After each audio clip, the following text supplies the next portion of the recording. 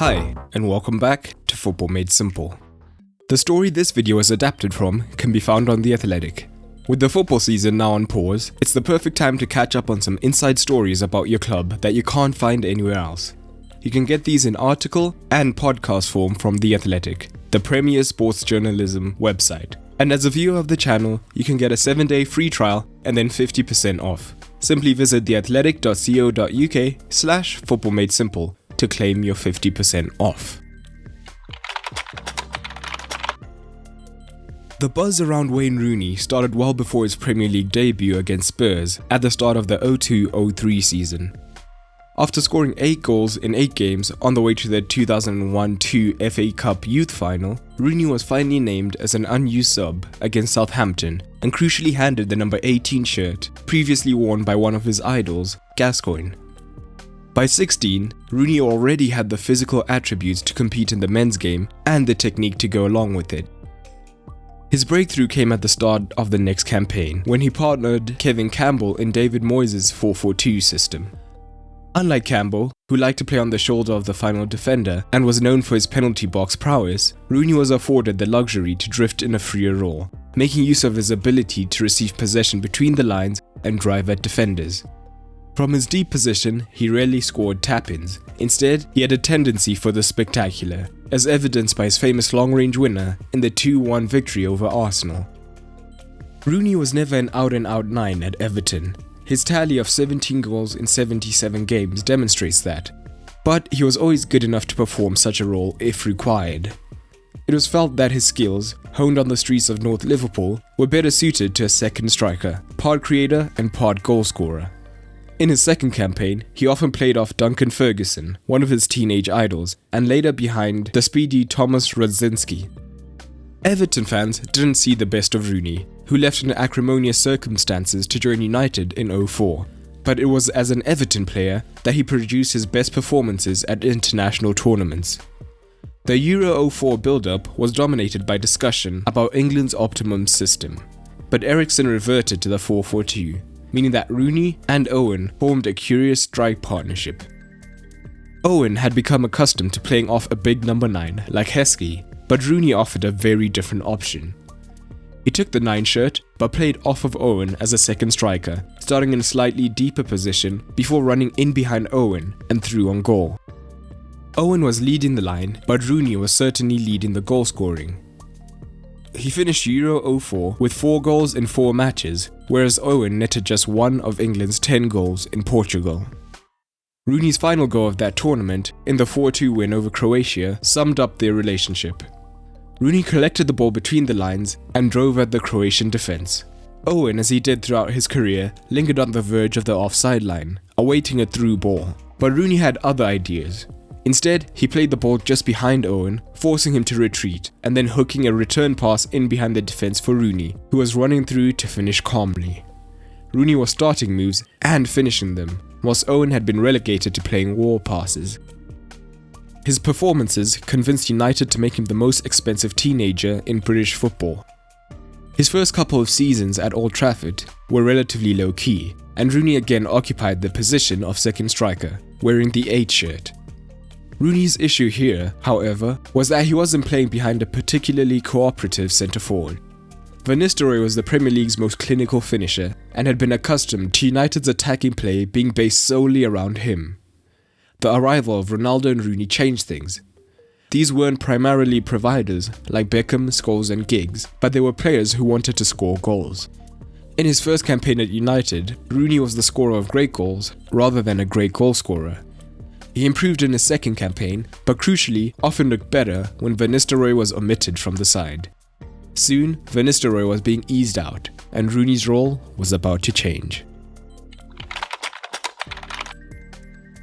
The era of Ronaldo and Rooney dominating United's attack started after the 2006 World Cup.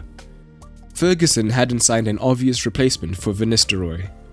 United were to play with multiple rotating attackers, surprising the opposition with speed, movement and interplay, as discussed in our dedicated video on Rooney, Tevez and Ronaldo in the top right now. There was little doubt, however, that Ronaldo was the main man. United's attackers didn't have defined positions, but it was obvious that Ronaldo decided where he would play and then the others reacted. But this meant Rooney was having to wait in the wings, often quite literally. In big matches, particularly in Europe, Rooney was handed a wide role in United's 4-5-1 formation, replicating the job Park Ji-sung was playing on the opposite wing by manfully tracking his opposition fullbacks up and down the pitch. There were exceptions. Rooney played alone up front in the 2007 FA Cup final, when United struggled to get him in the game in a 1-0 loss to Chelsea, and as part of a strike partnership alongside Tevez in the following year's Champions League final against the same opposition.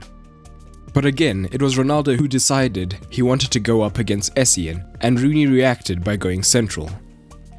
In the 2-0 loss to Barcelona in the 2009 Champions League final, it was the other way around. Ronaldo was up front and Rooney on the left, because Ferguson wanted Ronaldo sprinting into the channels. Rooney remained a threat, but the lack of permanent position 5 years into his United career left him frustrated.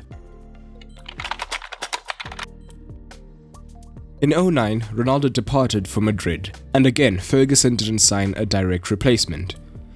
Berbatov had arrived the previous summer and was expected to become United's main striker.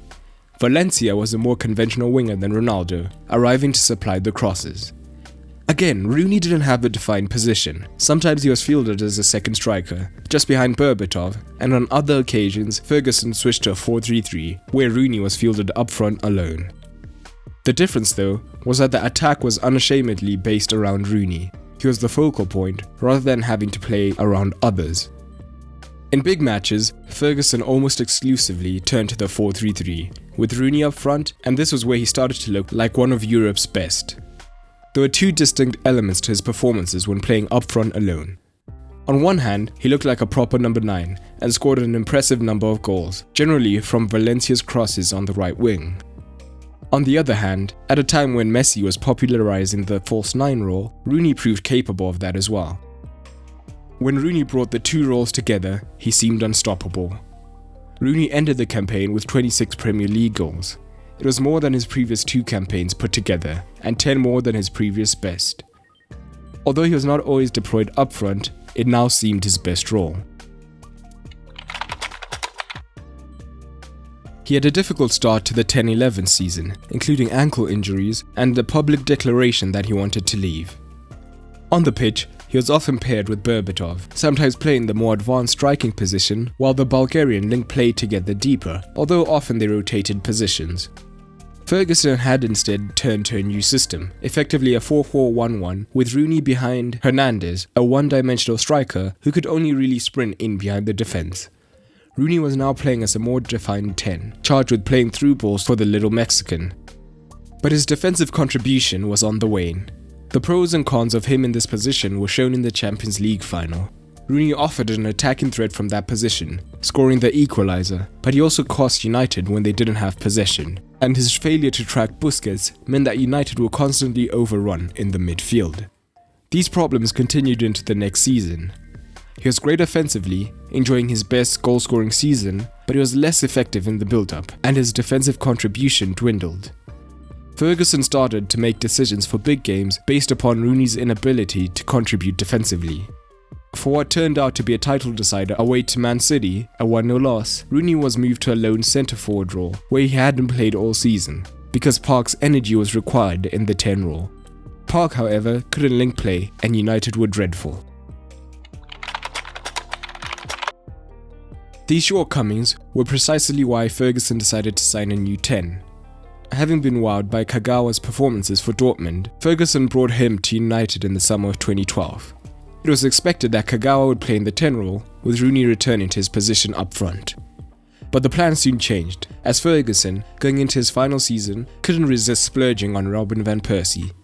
Ferguson tried to cram Kagawa, Rooney and Van Persie into the same side, briefly experimenting with the midfield diamond, but he eventually turned to the 4-4-2, with Rooney just behind Van Persie.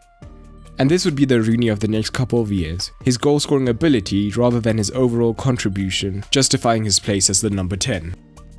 United often looked shambolic in midfield, however, completely failing to control matches. When they encountered top-level European opposition, Ferguson couldn't risk playing Rooney as the 10, and even dropped him against Madrid, as Wahlberg could more effectively track Alonso. In the Van Gaal era, it was difficult to know what Rooney was. Sometimes he was deployed up front, sometimes he was in the midfield, at times with midfielder Di Maria deployed as a striker. Rooney spread play effectively from his deeper role, but lacked the mobility to get around the pitch.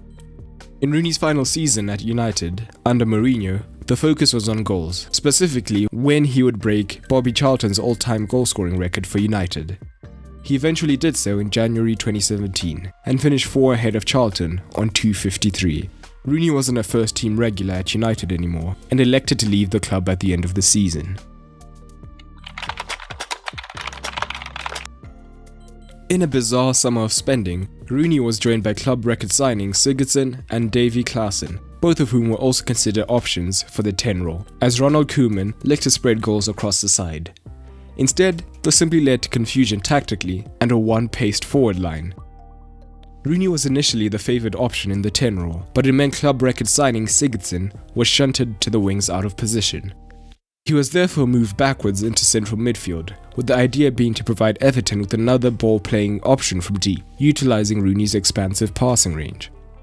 But soon, Rooney's lack of defensive contribution from here was exposed against top sides, and Allardyce was vocal about this. He was soon a luxury player on high wages, and it wasn't long before Rooney had to leave his boyhood club again. Hope you enjoyed this look back at an iconic player. If you want a more detailed look, including his evolution with England, as well as his time in America and Derby County, visit The Athletic for the original story, which goes much more in depth. But that's all for today, and remember, keep it simple.